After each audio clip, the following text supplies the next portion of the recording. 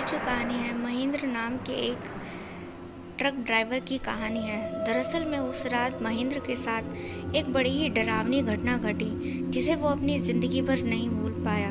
और उस घटना की वजह से जो था उसने अपना ट्रक चलाने का जो काम था वो भी छोड़ दिया। चलिए जानते हैं कि आखिर वो घटना क्या थी। एक रात की बात थी। महेंद्र अपने सहायक के साथ अपने ट्रक में सामान लोड करके जो था एक दूसरे शहर जा रहा था। तो इस बीच जो था अचानक से ही उनका जो ट्रक था वो ख़राब हो गया। तो ट्रक ख़राब होने के बाद जो था दोनों दोस्त जो थे परेशान हो गए। तो महेंद्र ने कहा अपने सहायक से, अरे यार ये तो बड़ी ही मुसीबत हो गई, अचानक से ट्रक कैसे ख़राब हो सकता है। चलने से पहले तो इसका सब कुछ ठीक से चेक किया था, सब कुछ ठीक ही था। तो जो उसका सहायक था उसने कहा, हाँ आप सही बोल रहे हैं, मैं भी आपके साथ ही था, तब तो सब कुछ सही था, फिर अचानक से इसमें क्या गड़बड़ी आ गई। तो महेंद्र ने कहा, चलो ठीक है कोई बात नहीं, चेक करते हैं, उतरते हैं नीचे, पता करते हैं कि आखिर अचानक से इसमें क्या गड़बड़ी आ गई है।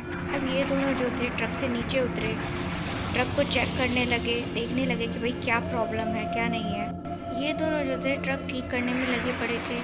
तभी उन्होंने देखा कि एक औरत जो है अपने एक छोटे से बच्चे के साथ रास्ते पर जो था आगे की ओर अचानक से कहीं से आ गई। और वो जैसे चली जा रही थी तभी जो था सामने से एक ट्रक आया और उसे उड़ाकर चला गया। उस औरत की लाश और उस बच्चे की जो लाश थी वो रास्ते के बीचों बीच आ गिरी और खून जो था चारों ओर फैल गया। ये दोनों का तो दिल दहल गया। ये दोनों जो थे जब उस औरत के पास पहुँचे तो देखा कि वो औरत वहाँ पर खून से लथपथ पड़ी थी। उस औरत ने इनकी ओर हाथ बढ़ाया और कहा, मुझे बचा लो, मेरे बच्चे को बचा लो, हम मरना नहीं चाहते। इतना बोलकर अचानक से उस औरत ने दम तोड़। महेंद्र परेशान होने लगा और अपने सहायक से बोला, अरे भाई ये क्या देख लिया, ये बेचारी औरत यहाँ अपने बच्चे के साथ मर गई, अब हमें क्या करना चाहिए। तो उसके सहायक ने कहा कि हमें पुलिस को फ़ोन कर देना चाहिए, अब वही ये सब कुछ आकर देखेगी।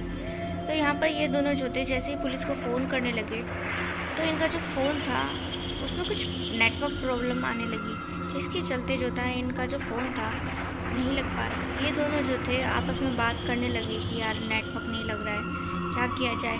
तभी अचानक से ही महेंद्र का जो सहायक था उसने क्या देखा कि वो जो औरत की लाश पड़ी थी उसके बच्चे के साथ वो अब अपनी जगह पर नहीं थी, मतलब कि अचानक से ही कहीं गायब हो गई। इनका जैसे ही पल भर के लिए ध्यान हटा तो वो लाश कहीं अचानक से ही गायब हो गई। और जो रास्ते पर जो खून वगैरह पड़ा था वो भी एकदम साफ़ सुथरा रास्ता दिखाई दे रहा था। तो महेंद्र ने भी जब ये देखा तो दोनों के पैरों तले की ज़मीन खिसक गई। सोच में पड़ गए कि अभी जो उन्होंने देखा वो हादसा फिर क्या था।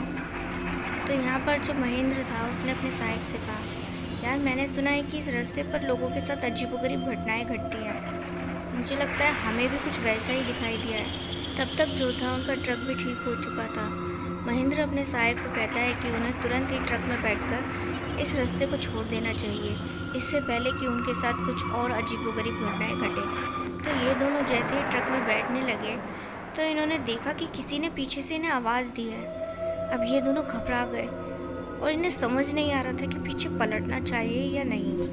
वो जो सहायक था वो एकदम से पीछे पलटने ही वाला था कि महेंद्र ने उसे रोकते हुए कहा, नहीं पीछे मत पलटना, ये उन्हीं आत्माओं का जाल है, अगर हम पीछे पलटे तो शायद वो हमें जान से ख़त्म कर दे।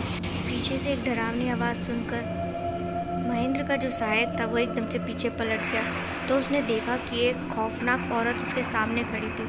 उस औरत ने अचानक से ही अपने दोनों नुकीले हाथों से जो था उसके सहायक का गला पकड़कर धड़ से अलग कर दिया। लेकिन महेंद्र किसी भी हाल में पीछे नहीं पलटा।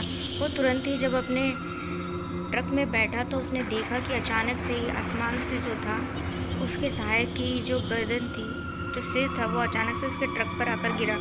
वो घबरा गया और तुरंत ही अपने ट्रक को तेज़ी से स्टार्ट करते हुए वहाँ से जाने लगा। और फिर वक्त रहते जो था महेंद्र अपने ट्रक को वहाँ से लेकर निकल गया।